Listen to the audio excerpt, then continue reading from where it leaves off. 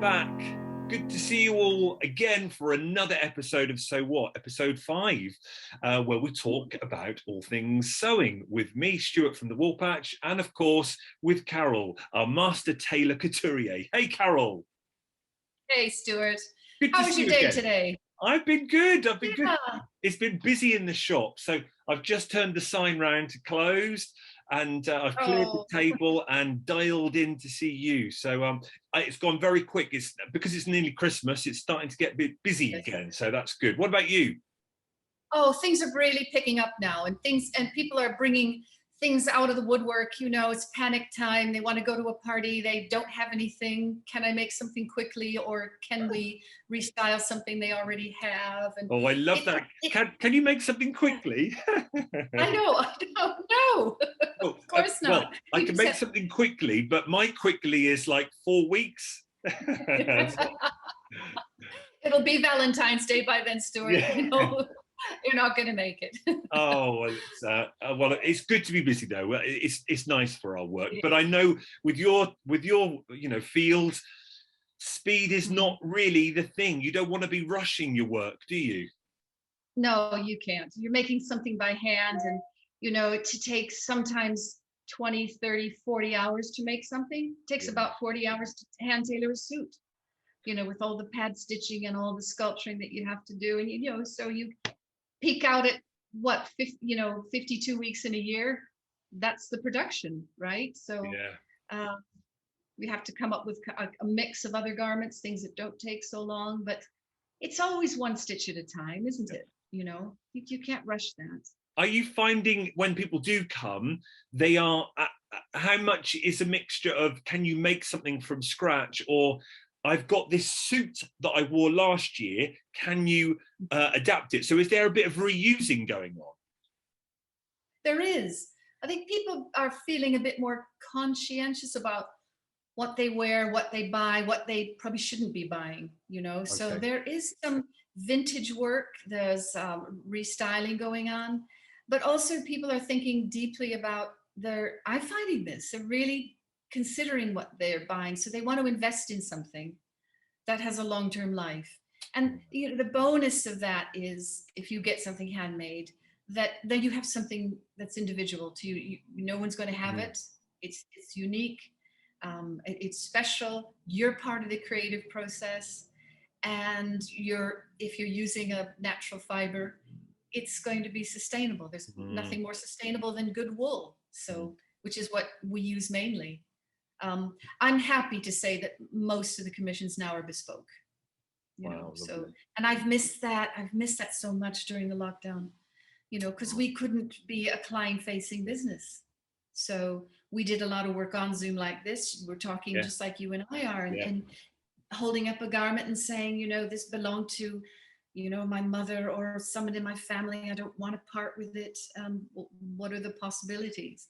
So I'd send them a fitting kit, you know, some safety pins, some straight pins, a chalk, a measuring tape. And this is what we did. This is how I kept busy during the lockdown. Oh, so it's got to be much better now. You could do it properly in person and bespoke. Yes. Yeah, seeing people in 3D is a lot preferable, Stuart. Yeah. Oh well, and we'll come back to that in a little while, because I could see something there that I want to ask about. So, but I thought last episode when we touched on the fundamentals, we got some really positive feedback about that, about those basic skills that underpin everything. And you came back after that, seeing that success. You said, "Let's talk about the thimble." So, is that what we're going to do today? I've got it. Got it on. I was hoping.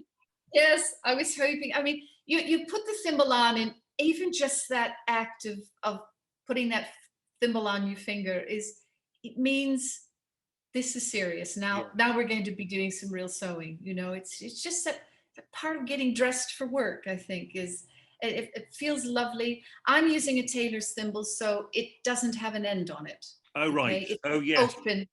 It's an open thimble. Because my one. So yours is closed, right? Is that because you, with a thimble, you're more often than not pushing the needle in, so you're only using the side. So is that why your end is uncovered? That's right. So we kind of go sideways. Yeah. Where you are pushing like that. Yeah. The end of the needle. Do you use the side of the thimble, Stuart, or do you use the end? I think I'm just trying to think. No, I'm a sider. I tap my needle in. Yeah.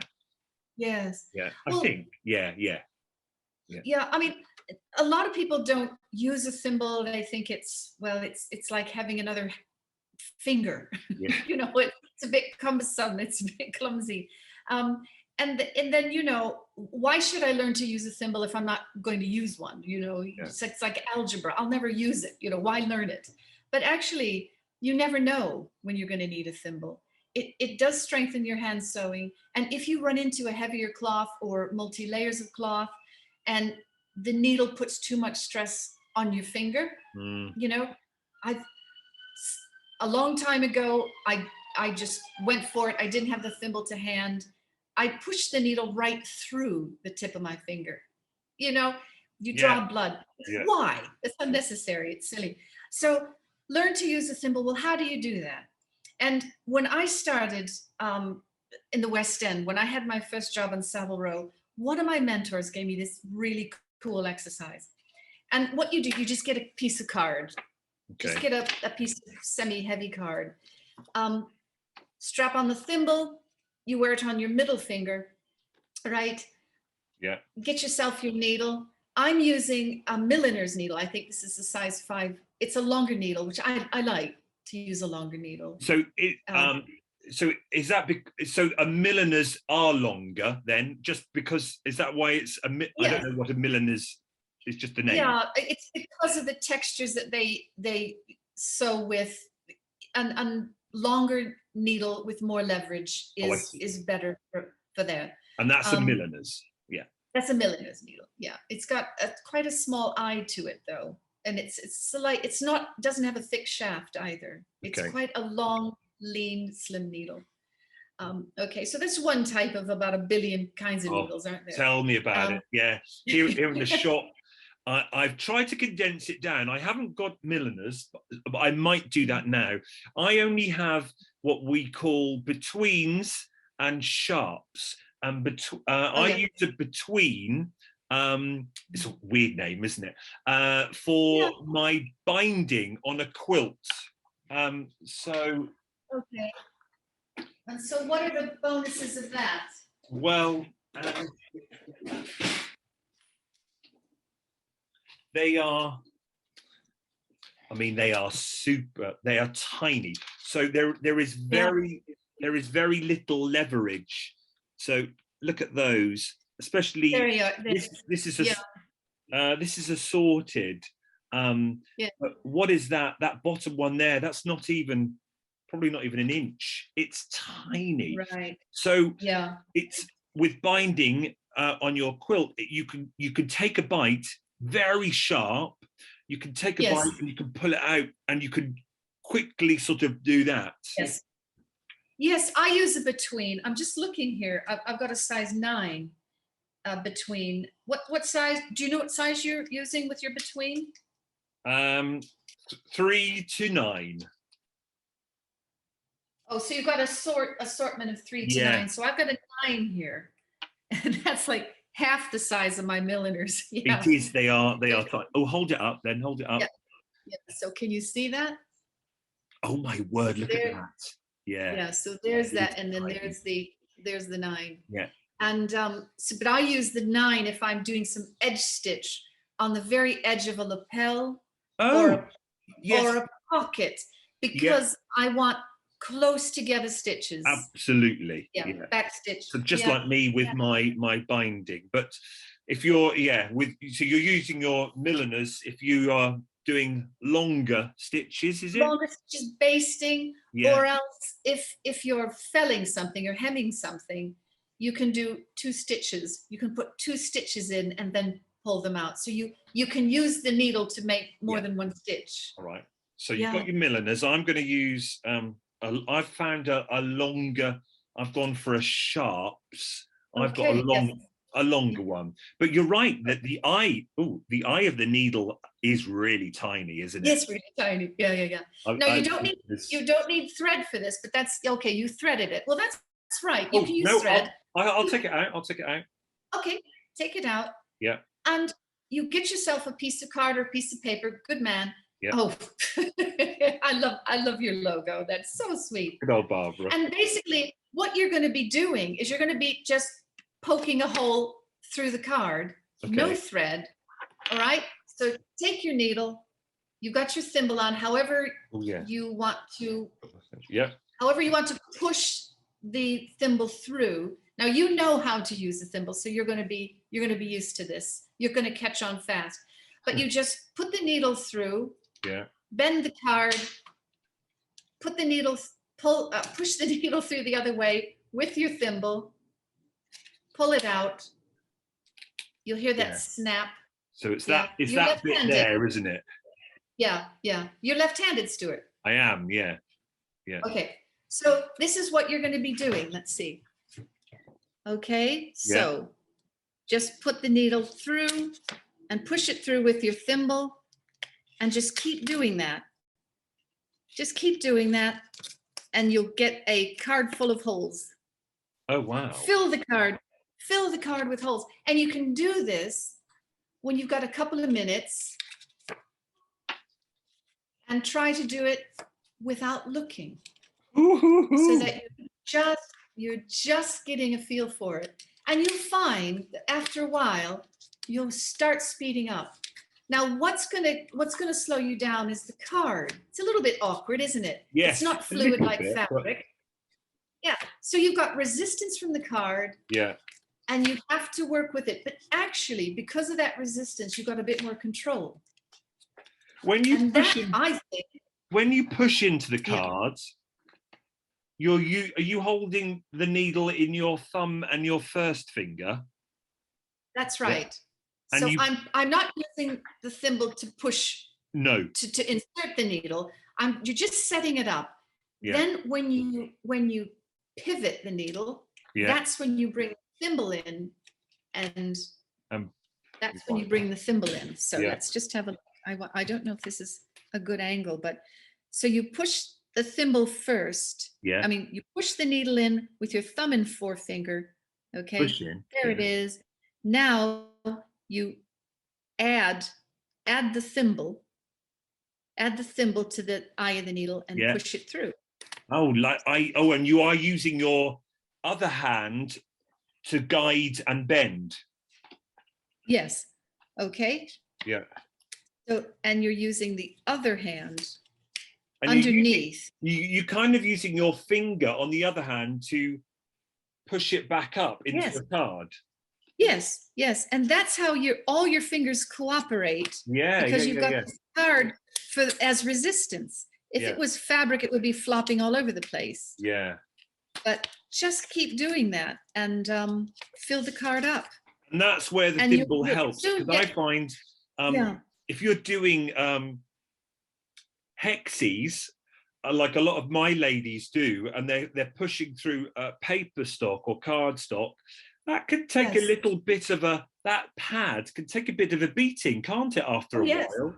Absolutely. Yes, absolutely. So the thimble just stops that, doesn't it?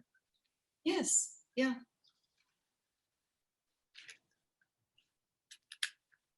It's always quite therapeutic, that, isn't it? It's quite therapeutic, and it's quite a nice sound as well. The snap. There's a thing on YouTube called ASMR. I forget what it stands for, but it's about having what is the right? I was about to say no spoken word, but it's about sounds. It's about ASMR. ASMR. People who struggle to go to sleep will go onto YouTube and put ASMR videos, and it can be weird things. It can be weird things like this. Yes. Or even weirder, some people talk and they go, "Today we're going to make some sewing patterns." and they speak softly, but that's a bit too creepy for me. But there is something nice about hearing paper folded, creased, yes, turning, you know, that's so it's ASMR. that's it. It's I've never heard of that, but that sounds really interesting. It does stand for something. I forget. I'm sure our viewers will tell us in the comments below. But so the idea is to get just better at, or to the point where you forget the thimble is actually on. Precisely. That's exactly it. You just forget. It just becomes part of the hand, and it just and you feel your hand getting stronger. Yeah. Because you're manipulating with the thimble and with the card. Now, you can also take just a regular piece of paper, writing paper, and you can fold that in half. The harder the card, the more leverage and the more difficult it's going to be. Yeah. So find a weight of card or weight of paper, or double weight of paper that makes it easy enough, you know, to learn how to control this. And then when you're not using your thimble, you can just put it on your pinky finger, and then it can rest there while you're doing other things, because you don't use your pinky finger that much when you're sewing. Now I've taken the thimble off and doing it, it feels like wrong. It's like good. Feels feels naked. Something's missing. Yeah, it feels naked. Yeah, something is definitely missing. It's unclothed. So that's I think a fundamental which is worth knowing about, worth practicing. And even if you think, you know, oh, this is chiffon, or this is the fabric it's not difficult fabric, so I don't have to worry about pushing the needle through. Well, it still helps with the control and that fluidity. And that's what you're trying to do with sewing all the time. You're just trying to get the tension and the speed right at a happy medium. Now, in the tailoring world, when you were learning, and in whichever fashion house, tailor house, did they always have them? Did the ones above you always have them? Everybody used thimble, and if you didn't, they thought something was wrong with you. Right. You know, or you weren't properly trained. Definitely, everybody used a thimble, and some people used to take the thimble home and bring it back every day. Other people would the ritual of cleaning up and sweeping up and getting all your tools in a row, and then putting the thimble on the board, and then putting your needle standing up in the thimble. And that was the last thing they would do. And before they went home, they'd take their this is a pin, and they just put it, and that now they're finished for the day. Go home. And it was all left part of there on the table, and then when you get in the morning, it's the first thing you do: pick up, on, tape measure. That's it. Yeah, that's it. And if it gets a bit sweaty, then they used to just blow into it. Oh, brilliant! Just dry it off a bit. Yeah. and because I don't know, dress-wise, it's a huge assumption. Are men always in suits, the men tailors, and the lady tailors are still, well, I don't know, as formally dressed? Well, the tailors generally worked below stairs. Right. They weren't the front of house people. Oh. That would greet you. Those were the cutters. Right. So they were the ones that measured you up, did your pattern, chopped out the suit, trimmed it up. And then they would have a runner, and then that runner would take the bundle of everything that you need to make that suit, either run it downstairs or run it down the street, you know. So you'd always see these runners crisscrossing up and down Savile Row. And but the people that met and greeted you, those were the cutters. It's fascinating, because that's a huge stereotype from me, isn't it? And is it because that's, well, a stereotype is what we've learned through the years? Is it because every time we see something telly or on film, the tailor is in that suit with it's just what we learn, or what's embedded, isn't it? It is, absolutely. And when you say, I'm going to go see my tailor to have a suit made, well, you're employing a number of people. Yeah. You know, the person who presses the suit at the end. is a separate business. It's not one person that does it all. No. The finisher, the person that puts in the buttonholes and does the felling, that's a separate business.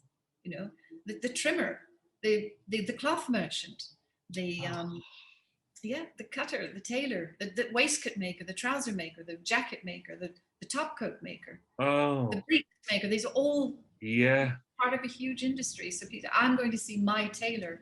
Well, generally they went and saw their cutter. Right. Brilliant. Yeah. There you go. There you are. Love it. So now tell me about what you've got here, because is that what we would call a toile? Yes, this is a toile. Now, I thought I'd put this front and center because I don't do this very often. But when you do it, it's worth talking about, because this is dress modeling. So this is dress modeling on the stand. So this is a complicated design I've got in mind. So to start and try to draft a pattern for this, I might miss the proportion. I might not get it sized right. You never know. So I decided I'm just going to build it on the stand. I'm going to take 3 meters of calico, and I'm just going to cut shapes that I think are going to be close. And this is actually the second bit of shapes, the second set of shapes that I've cut. Have you seen? So this doesn't exist as a pattern. You've been inspired by something, then, have you? Yes. Yeah. I saw something, and I'm trying to remember what this dress looked like. And I remember that it had these thick straps. Yeah. It crossed over on the bodice, but there was a midriff section and then a long skirt. This went to the floor. But I remember seeing it cut on the bias. Okay, so you wouldn't cut a strap on a bias, really. So I decided I'm going to have this part of the garment on the straight of grain, and then this part of the garment on the bias. So you can see it in sections. So you can see the straps. Yeah. Is that plain as day? Very clear. Yeah. Then there's a set of then this wrap over bodice gathers into the straight section of this strap, and then it gathers into this midriff section. Right. So you said this is the second attempt. So when you first cut some fabric, you just cut a big bit of fabric out, and then you kind of pleated it into that strap?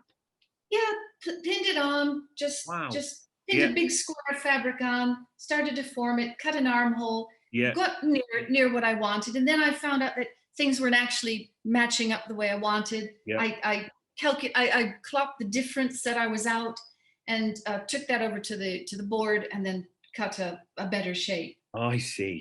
So there we go. So, and then you can see there's I don't know if you can see that, but there's no seam allowance in it. It's just like this is edge to edge. I'm gonna say it's wrap here. Yeah. So I've got to do a bit more work on it, but now I've got a general idea of how the dress goes together, what it's going to look like, how the pieces fit together. Love that V, Carol. Yeah, it's quite good, isn't it? Yeah. And I thought maybe this would be a separate section here, but I'm not sure. But anyway, I'm thrilled because I'm near the mark now. It's almost there. Now I can take it to the board, and I can draft the pattern. Yeah. Properly. So that's just all pinned together, isn't it? So you would then, when you say take it to the board, is that a term for the drawing board? The cutting table, yeah. Right. So it's a big long table. I don't know. It's behind. I don't know if you can see it. Yeah, and you lay those. There it is. Yeah. And then I'll just lay out a big piece of paper or a piece of card, and then I'll take this apart, and then I'll start to draw the pattern, put in the grain lines, make sure that it measures. I'll use a measuring tape for that. It balances up, and everything's going to fit together. And add on your seam allowance as your... Add all the seam allowances. That's very important. Yep. Add on the seam allowances. And what will you add on? Just a centimetre? I use a half an inch. I always find a centimetre not quite enough. Yeah. Half inch is nice. It's stable. Or if I'm going to, maybe I'll just face this armhole. I don't know how I'm going to finish that off, but I might just allow then 1/4 of an inch here. Yeah. Just put a binding on. Not quite sure how I'm going to finish it off, but when you're looking at it, now you can start to build it for real. Yes. Yeah. When you can see it. And a lot of times you build a flat pattern, you put it together, you put it on the stand, something isn't quite right. Yeah. You have to go through that adjustment anyway. This is so complicated. I thought I'm going to model it. So this is dress modeling on a stand. Ah, Yeah. I see. And that's literally where you are modeling your calico or whatever toile fabric you're using, and you're trying to model what it will look like at the end. Exactly right. Brilliant. Exactly right. You're trying to get all the design features balanced. Yeah. Before you go to the cutting. And it's interesting because for example, I cut 2 straps exactly the same size. And on this side, I have a bigger seam allowance than that side. So I know my mannequin isn't exactly symmetrical. Yeah. It's very old. I love this mannequin, this Kennett and Linsell, but it's very old, and it's had some shifting and some, over time, it's lost its symmetry. I've fallen down one too many times. When we're looking at the bust there, as you look at it, because it's gathered at the bottom of the bust, you're not thinking, oh, I might put a dart in there or anything. You're happy with how that looks? I'm going to use a very lightweight silk.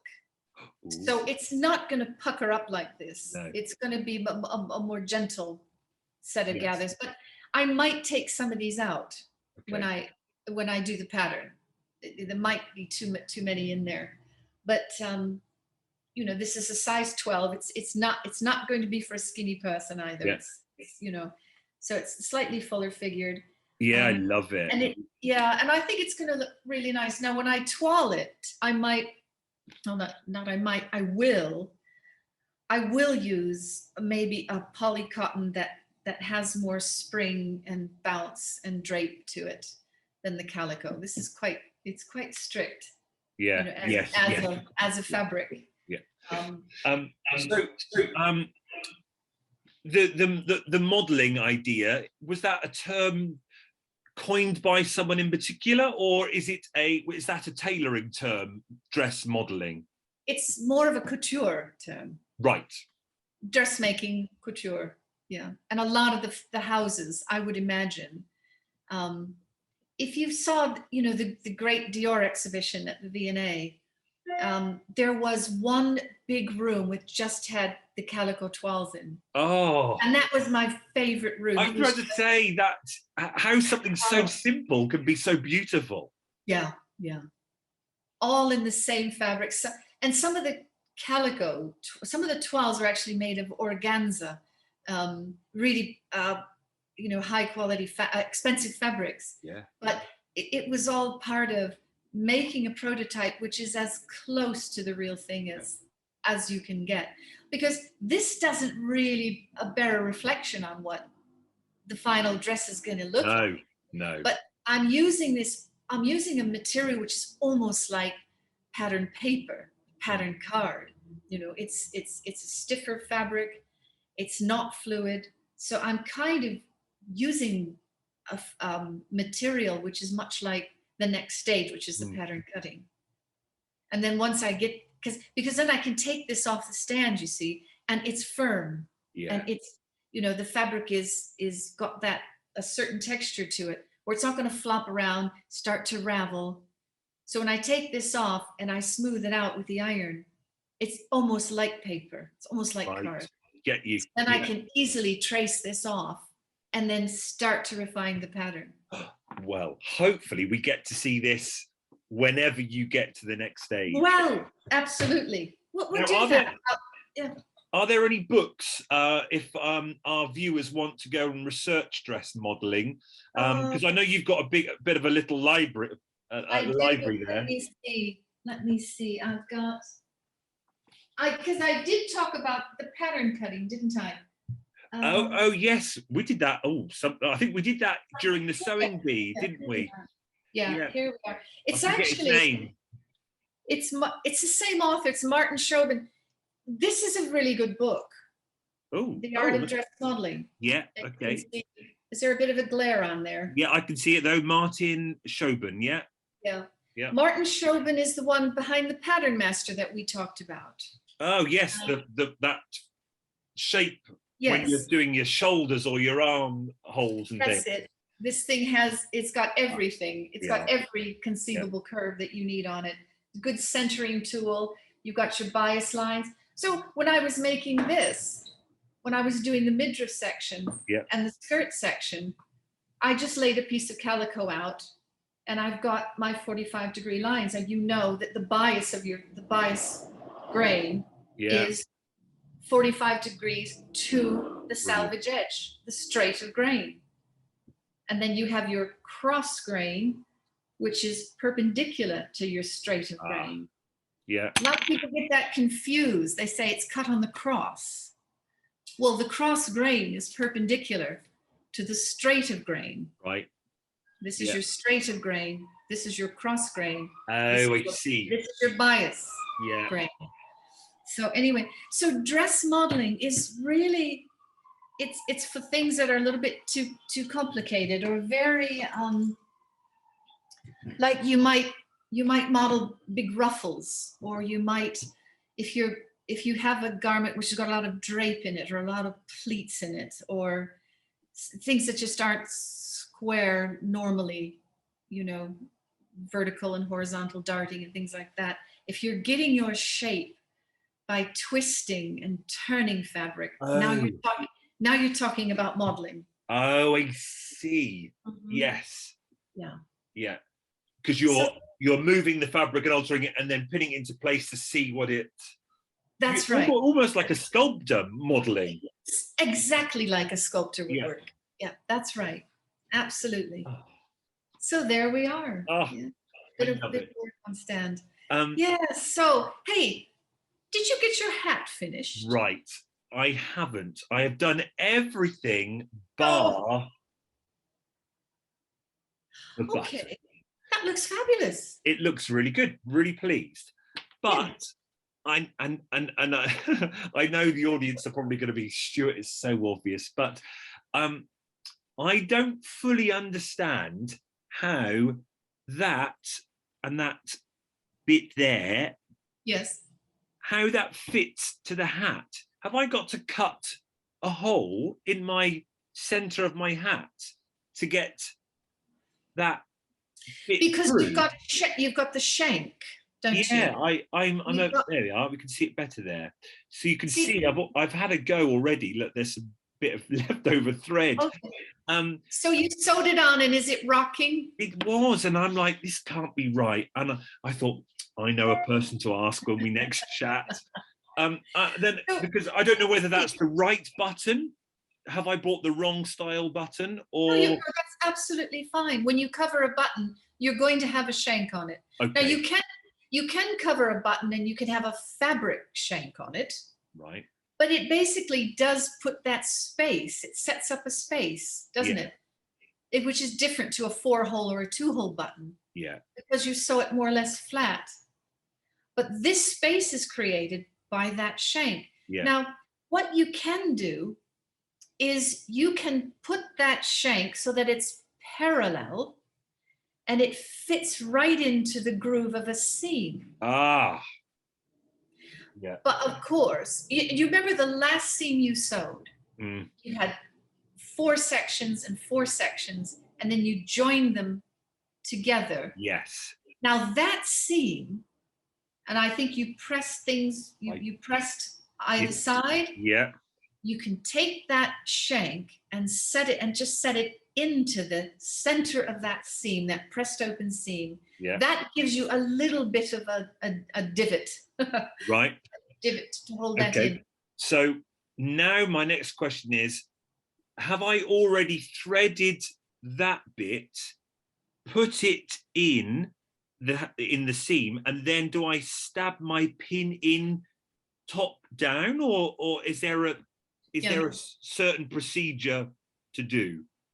See, let me ask you another question. Okay. Your lining, is it loose from the hat? It is, yes. What I would do is I would double thread your needle with double thread, tie a nice secure knot in the bottom. I would feed the needle through the inside of the hat, through the center of the lining. Yeah. Then let it come out the center of your fabric hat. So I'm coming out the top now. Yeah. At the top. Then put that needle through the shank. Yeah. Pass it through the top of your hat. Right. Yeah. Through the lining of your hat. Yeah. And then keep doing that. Do that about 4 times.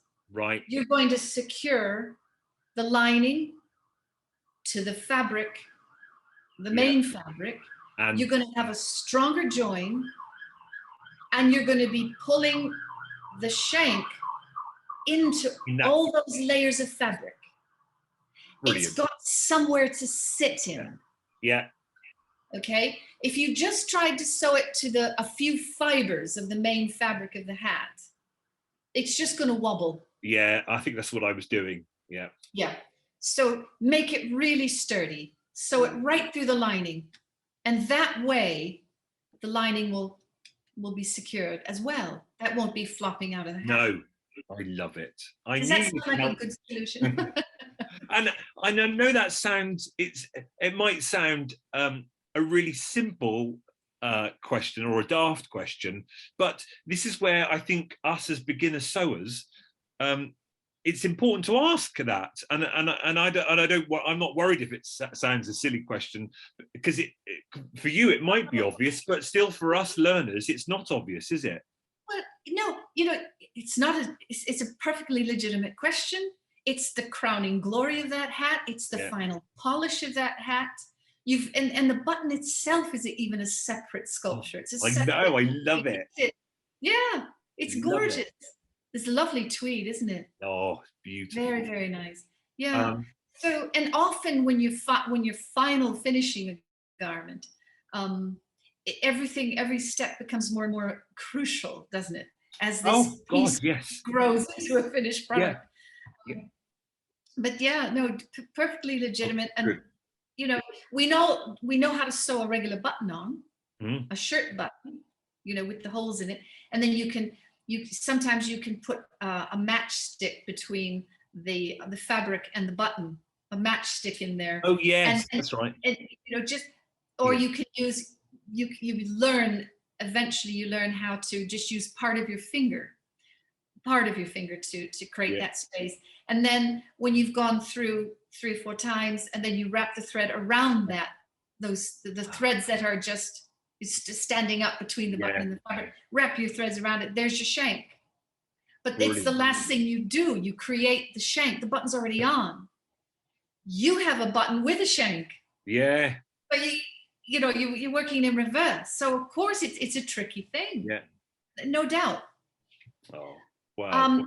I'll feel really pleased, as you say, when you're getting near the end as well. You don't want, you think, oh, I've done all that work. I don't want to ruin it. So everything then also seems even harder or even bigger and more important and more crucial. Yeah. That's right.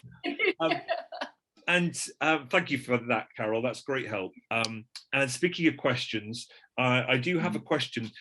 When we were talking about sewing machine needles and different sizes, you said you use a 70 a lot, don't you? Yeah, practically for everything I use a 70.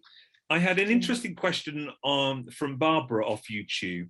She says, does the needle, would you change the needle according to if you were sewing a mix of fabrics? So say you were sewing a knit to a woven, or a lighter fabric to a heavier fabric, would you change the needle accordingly?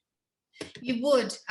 If you're using a chiffon, you'd want a small, a thinner needle. Ball points are good for jerseys. Yeah. You'd use a heavier needle for the relationship is inverse, isn't it? The higher the number. That's right. Yeah. Okay. Bigger. Yeah. Yeah. So if I was sewing with denim and I go to a thicker needle, so say a 90 or even 100. Yeah. But if I was sewing a light bit of fabric, like what did you just say? A chiffon or an organza. I don't know why, but maybe I was. If I was sewing chiffon onto my jeans, but the jeans is thick fabric that you would normally use 100, but chiffon is so light. Do I go down to a 70, even though I'm going through chiffon and through jeans? Yeah, probably use a heavier needle, or maybe a heavier needle than you would use if you were just using the chiffon alone. Ah, right. And then you would do samples, because if you use a really thick needle and you're appliquing chiffon onto denim, yeah, it might actually pierce the fabric in a too robust a way, causing holes in it, or even leaving holes, bigger holes than you want. So I would just experiment. But that's a good question, because if you're appliquing, or if you have an overlay, or you're doing some kind of decorative work, that's true. You'd have to pick your needle carefully, wouldn't you? And I think you would. But you've just hit the nail on the head, and I don't think we do this enough, do we? We don't. Because it's time, I suppose, we all want to make our project. We don't perhaps spend enough time doing samples. In the knitting world, technically, when you start a new project, you should test your wool and do like a tension gauge to see if it's going to come up at the right size. But most people will skip that because they just want to knit.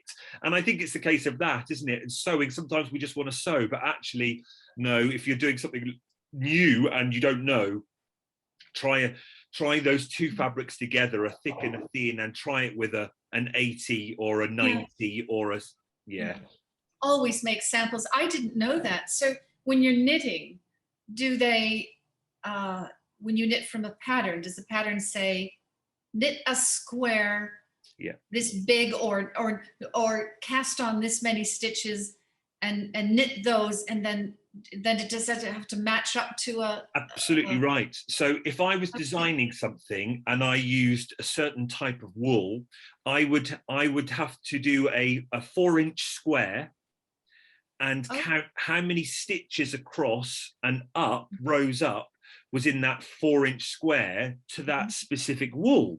So if you then go and knit that pattern to the same wool and got the same gauge, you know it's going to come up exactly the same as my pattern, that my size. So if you do a medium and I've done a medium, you know it's going to be right. But if you buy a different wool that's not the same wool as mine, you've got to really do a gauge, because if my wool is slightly thicker and I get less stitches in that 4-inch square, if I knit the same pattern, that's either going to come out bigger or smaller, and then you'll be angry. So technically, if you want to be right with the right size of what the pattern designer has made, you should do a gauge check, this little swatch, but everyone hates doing it because it's boring. That is very interesting. And I'm just thinking, listening to you talk, if you are a looser knitter or a tighter knitter, then the size is going to be directly affected by that, isn't it? Yeah, and then you get upset because the garment doesn't fit. You could have potentially wasted a lot of money on real wool, hand-dyed yarn at £20 a hank, and you've used 5 hanks. That's 100 quid. So yes, you should, but there are some people who know their tension and they know where they're at. But if you're using a new wool that's not the same as what the pattern designer has used, then technically you should. If it's the same brand and the same wool, no problems. But if you're substituting a different yarn, you should check. I see. Well, that's really interesting. So there's some correlations there, you know, like if you're making a big bomber jacket and you're using a lightweight, like a ripstop nylon, like we did, we made one of those. that's a whole different garment than if you decided to use a fleece or heavy corduroy or boiled wool. So same kind of thing. And of course, the home sewer doesn't have to think about that. You know, the fabric is the fabric, and we have our pattern, so the sizing is all done. It's only when you choose a fabric which is really different to what the pattern suggests that it might be a bit tight or it might be a bit loose, depending. But yes, boys and girls, always make a sample. Yeah. Even though you're itching to get on, if you're doing something new, to save. Oh, and as we've always talked about, like me with my preparation when I put my stay stitches in, even though it feels like you are spending longer time at the beginning, I think in the long run that is paid back in less mistakes or quicker overall work, because it's there. It's easier. You'll actually get done faster if you do a little bit of prep and stop and think every now and then, and have a look at how you're mirroring. You know, make sure that as this thing grows up, it's symmetrical, right side, wrong side. You know, that game of opposites. It's so important. Oh, it's been a wonderful chat again. Very good. And I know people are knocking at the door wanting our video on jersey and knit.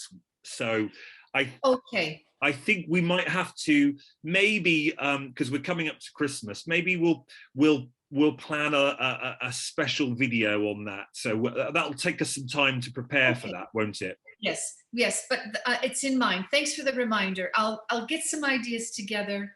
I'll get some jersey samples. We should do a chevron. We should do a cut chevron dress, I think, a piece. And we'll have that plan ready for the new year, because I know that feeling of the water rising up. I think it's probably up to your chin. It's going to be busy right up until about the 20th. So let's do that. We'll have that in the new year sometimes. But today, a lovely video. We've just sat here for 45 minutes talking about the humble but vital our thimble, our best sewing friend. Really enjoyed it. Okay, everyone, let us know in the comments, are you a thimble user, and what type I know some people have the thimble that has been passed down in generations, haven't they? So this is my teacher's. Is it? Oh. Yeah. My teacher left that to me. So and let us know in the comments if you've got a card full of holes and if that was helpful. Yes. Yeah, absolutely. Thanks, everyone. As always, it's been a pleasure. Thanks, Carol. Love our chats. And we will see you on the next one. Thanks, everyone. Bye, everybody. Bye.